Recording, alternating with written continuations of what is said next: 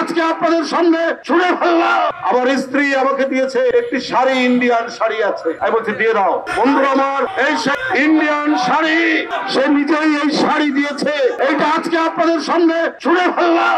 আর কোন ভারতের অনেক সাংবাদিক, অনেক রাজনৈতিক নেতা যে আমাদের এখানে না আসলে আপনাদের চিকিৎসা হয় না। আরে আপনারা কি বিনা পয়সায় চিকিৎসা দেন? আপনারা কি বিনা টাকায় এক কাপ চা খাওয়ান? এই নজির তো নাই আপনাদের। আমাদের দেশের লোক ডলার খরচ করে ওখানে গিয়ে, এখন কলকাতার নিউ মার্কেট বন্ধ, দোকানপাট বন্ধ, সেখানে আর কোনো খরিদ্দার নাই, আমাদের ডলারের কেনা হতো। আর আপনি একজন ডাক্তার নাকি বলেছেন এইবার বাংলাদেশের রুগী আসলে, এবারে বাংলাদেশের রুগী আসলে সেখানে ভারতীয় পতাকা এমন ভাবে রাখা হবে যেন মাথা নিচু করে ঢোকে। আপনারা বাংলাদেশের মানুষকে চেনেন না, আপনারা অনেক জাতিকে সেখানে পদানত করে রেখেছেন যারা স্বাধীনতা চায়। এটা আপনাদের বিষয় আমরা বলতে চাই না, কিন্তু বাংলাদেশের মানুষকে চেনেন না।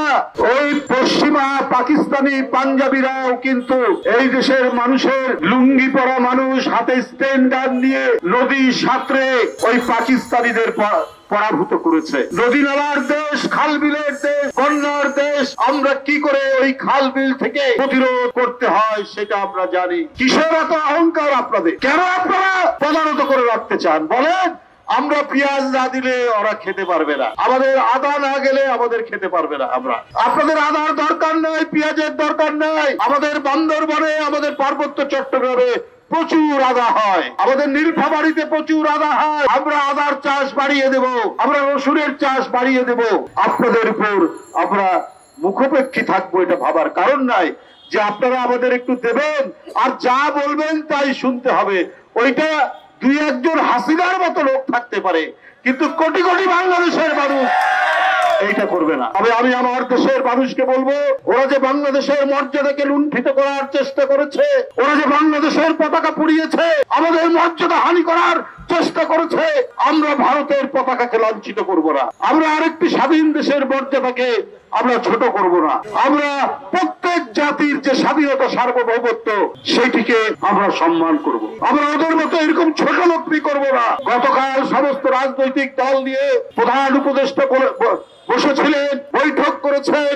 আমরা জাতির সংকট কালে এইভাবেই আমরা ঐক্যবদ্ধ হব, এইভাবেই আমরা আগ্রাসন ঠেকাবো। আমি আবারও বলছি, বন্ধুরা আমার, যারা আমাদেরকে অপছন্দ করে, যারা শুধুমাত্র একজন ব্যক্তি, যে ব্যক্তি বাংলাদেশের মানুষের উপর অত্যাচার করেছে, নিপীড়ন করেছে, গুম করেছে, ছাত্র জনতাকে রাজপথে রক্তের বন্যা ভাসিয়ে দিয়েছে, সেই হাসিনাকে, সেই আপনার নিষ্ঠুর হাসিনাকে তারা পছন্দ করে, বাংলাদেশের মানুষকে পছন্দ করে না।